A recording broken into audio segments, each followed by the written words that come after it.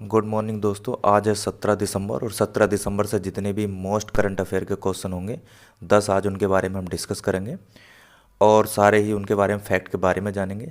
चलिए आज का पहला प्रश्न देखते हैं।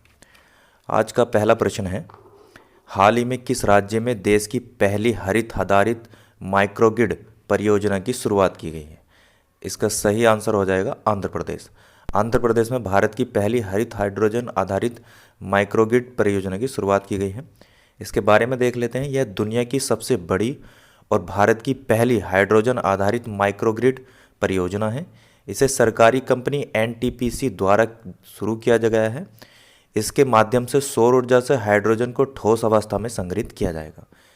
आंध्र प्रदेश की बात हुई है तो इसकी राजधानी देख लें। इसकी राजधानी देखते हैं। इसकी राजधानी है अमरावती।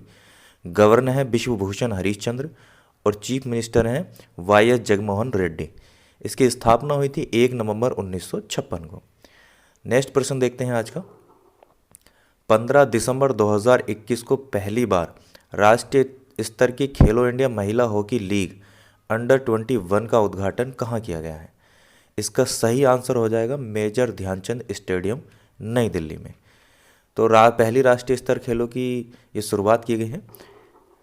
नेक्स्ट क्वेश्चन है, निम्नलिखित में से किसके साथ दुबई केयर्स और यूनिसेफ ने युवाओं के लिए एक वैश्विक digital learning platform passport to earning platform launch किया है? तो इसका सही आंसर हो जाएगा एक्सचेंजर ऑफ माइक्रोसॉफ्ट। इसके बारे में देख लेते हैं। एक्सेंचर, दुबई केयर्स, माइक्रोसॉफ्ट और यूनिसेफ ने युवाओं के लिए एक वैश्विक डिजिटल प्लेटफॉर्म लॉन्च किया है। जनरेशन अनलिमिटेड पार्टनरशिप के तहत काम करते हुए पासपोर्ट टू अर्निंग प्लेटफॉर्म का उद्देश्य वैश्विक शिक्षा को संकट को दूर करना है। यह दुनिया भर में 15 से 24 आयु वर्ग के युवाओं को मुफ्त प्रमाणित शिक्षा और कौशल प्रशिक्षण प्रदान करेगा। यूनिसेफ के बारे में देख लेते हैं। यूनिसेफ की फुल फॉर्म होती है United Nation International Children's Emergency Fund. अब इसका नाम बदलकर रख दिया गया है यूनाइटेड नेशंस चिल्ड्रन फंड। इसका मुख्यालय है न्यूयॉर्क और इसकी स्थापना हुई थी 11 दिसंबर 1946 में और इसके निदेशक हैं कैथरीन रसेल। चलिए दोस्तों अगला प्रश्न देखते हैं आज का। आज का तीसरा प्रश्न है, प्रधानमंत्री मोदी ने दिसंबर 2021 में किस राज्य में मां उमिया धाम विकास परियोजना की आधारशिला रखी है? इन्होंने इनकी शुरुआत की है। तो इसका सही आंसर हो जाएगा गुजरात।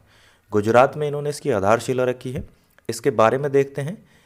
कटवा पाटीदार कृषक समुदाय की अधिष्ठात्री देवी मां उमिया का मंदिर व अन्य भवन 74,000 वर्ग गज भूमि पर 1500 करोड़ रुपए की लागत से बनेगा। मंदिर में कुल 92 स्तंभ होंगे जिन सभी पर प्राचीन शास्त्रों के अनुसार नक्काशकारी होगी। इसकी राजधानी देख लेते हैं गुजरात की। गुजरात की राजधानी है गांधीनगर। राज्यपाल हैं आचार्य देवव्रत और वहाँ के सीएम हैं भूपेंद्र भाई पटेल। चलिए आज का मोस्ट अगला क्वेश्चन देखते हैं।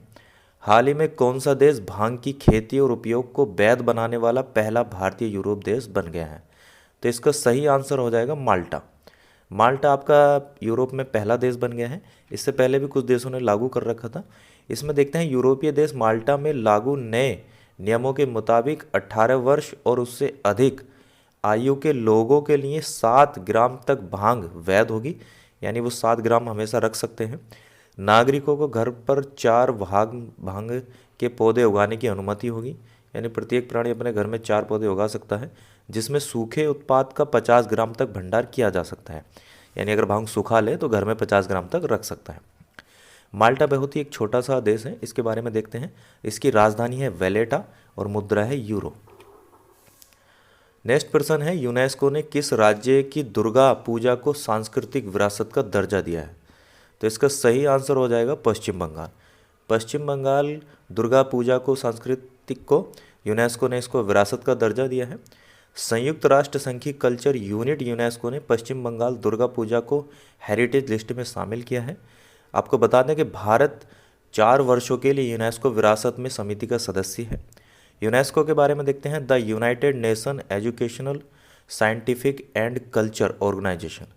इसकी स्थापना हुई थी 16 नवंबर 1945 को और इसका मुख्यालय है पेरिस में। पश्चिम बंगाल की बात हुई है तो पश्चिम बंगाल के बारे में देखते हैं। इसकी राजधानी है कोलकाता। मुख्यमंत्री हैं ममता बनर्जी और राज्यपाल जी हैं जगदीश धनखड़। आज का अगला प्रश्न देखते हैं। आत्मनिर्भर भारत रोजगार योजना के तहत लाभार्थियों की सबसे अधिक संख्या किस राज्य में है? तो इसका सही आंसर हो जाएगा महाराष्ट्र। महाराष्ट्र में इसकी सबसे ज़्यादा संख्या पाई गई। आत्मनिर्भर भारत रोजगार योजना के तहत लाभार्थियों की संख्या सूची में महाराष्ट्र सबसे ऊपर है। इसके बाद देखें तो तमिलनाडु और उसके बाद देखें तो गुजरात।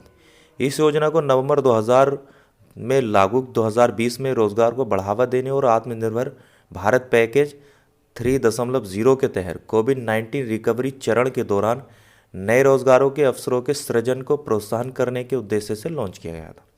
महाराष्ट्र की बात हुई है तो इसकी राजधानी है मुंबई और इसका मुख्यमंत्री हैं उद्धव ठाकरे और राज्यपाल हैं भगत सिंह कोश्यारी।